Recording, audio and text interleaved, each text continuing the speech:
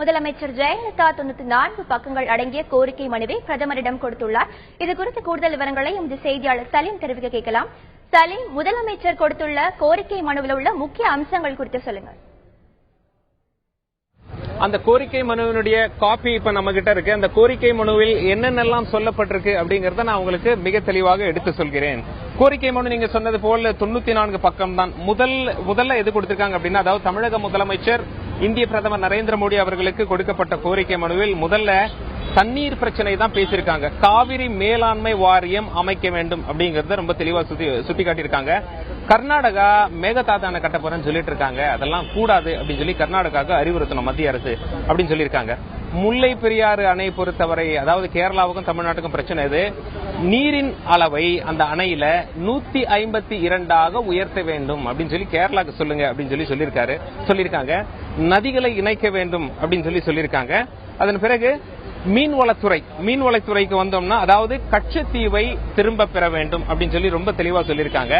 ஆங்கிலத்தில் protection of traditional fishing rights of Indian fishermen in the Palk Bay and ensuring the safety and security, அதாவது தமிழக மீனவர்களின் பாதுகாப்பை மத்திய அரசு கருத்தில் கொள்ள வேண்டும், அதே போல இலங்கைக்கும் எடுத்துரைக்க வேண்டும் அப்படின்னு சொல்லி ரொம்ப தெளிவாக சொல்லியிருக்காங்க. கச்சத்தீவை மீட்க வேண்டும் அப்படிங்கிறது ஒரு தெளிவான கோரிக்கையாக இருக்கிறது. செயின்ட் அந்தோனியர் சர்ச் அங்கு கட்டி வருகிறார்கள். அந்த கட்டி வரும் பணியில் தமிழக மீனவர்களின் கருத்துக்களையும் அவர்களையும் அதில் உள்ள வச்சுக்கணும். அதாவது இலங்கை அரசு தன்னிச்சையாக செயல்படக்கூடாது அப்படிங்கறது ரொம்ப தெளிவா சொல்லியிருக்காங்க. இரண்டாவது மீன்வளத்துறை பத்தி பேசியிருக்காங்க. அதன் பிறகு பவர் பத்தி பேசியிருக்காங்க. மின்சாரம் குறித்து பேசியிருக்காங்க.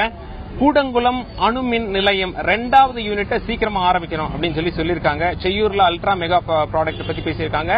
உதய் ஸ்கீம், அதுக்கப்புறம் ஸ்ரீபெரும்புத்தூர்ல எலக்ட்ரானிக் உற்பத்தி ஹப் அப்படின்னு சொல்லிட்டு அதை புதுப்பிக்கணும் அப்படின்னு சொல்லி மிகவும் தெளிவாக சொல்லியிருக்காங்க.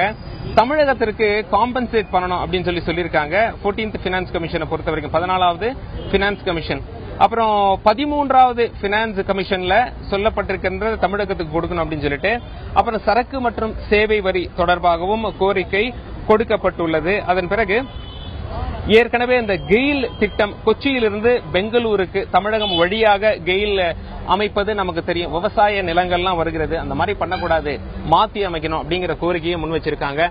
விவசாயத்தை பொறுத்தவரை, அதாவது சோலார் மின்சாரம், சூரிய சக்தி இருக்கு இல்லையா, சூரியன் மூலமாக நம்ம மின்சாரம் பெறுதல், அதை விவசாயத்திலும் அறிமுகப்படுத்த வேண்டும் அப்படிங்கிற ஒரு கோரிக்கையை முன் வச்சிருக்காங்க. அதன் பிறகு பப்ளிக் டிஸ்ட்ரிபியூஷன் சிஸ்டம் அப்படின்னு சொல்லும்போது தேசிய உணவு பாதுகாப்பு சட்டத்தை பத்தி சொல்லியிருக்காங்க. தமிழகத்திற்கு இந்த கெரோசின் போதுமான அளவிற்கு கொடுக்க வேண்டும் அப்படிங்கிற ஒரு கோரிக்கையை முன் வச்சிருக்காங்க. காவல்துறையை நவீனமயமாக்கணும் அப்படிங்கிற ஒரு கோரிக்கையை முன் வச்சிருக்காங்க. சென்னை மெட்ரோ ரயில் ப்ராஜெக்ட் குறித்து பேசியிருக்காங்க. என்னென்ன ப்ராஜெக்ட்லாம் இன்னும் பண்ணாம இருக்கு அப்படின்னு சொல்லிட்டு கிராமப்புற வளர்ச்சி தொடர்பாக பேசப்பட்டிருக்கிறது. அதன் பிறகு டெக்ஸ்டைல் செக்டர் அதை பத்தி பேசியிருக்காங்க. அது பிறகு சுகாதாரம் இதை பத்தியும் பேசியிருக்காங்க. முக்கியமாக இந்த என்ட்ரன்ஸ் டெஸ்ட் இருக்கு இல்லையா, நேஷனல் எலிஜிபிலிட்டி டெஸ்ட், எந்தெந்த மாநிலத்துக்கு வேணுமோ அந்த மாநிலம் மட்டும் விதிவிலக்கு அளிச்சுக்கலாம் அப்படின்னு ரொம்ப தெளிவா மத்திய அரசு சொல்லியிருக்காங்க. அதை பத்தியும் முதலமைச்சர் கோரிக்கை வச்சிருக்காங்க. நகர்ப்புற வளர்ச்சி பத்தி பேசியிருக்காங்க. அப்புறம் பள்ளிக்கூட கல்வி பத்தி ரொம்ப தெளிவா பேசியிருக்காங்க. 13வது நிதி கமிஷன் என்ன சொன்னாங்களோ அந்த பணத்தை கொடுக்கணும் அப்படின்னு சொல்லியிருக்காங்க. அதே போல சர்வ சிக்ஷா அபியான்ல கொஞ்சம் பணம் வராம இருக்கு, அதையும் கொடுத்தணும் அப்படின்னு சொல்லியிருக்காங்க. அதுக்கப்புறம் தொழில்நுட்பத்தை பத்தி பேசியிருக்காங்க.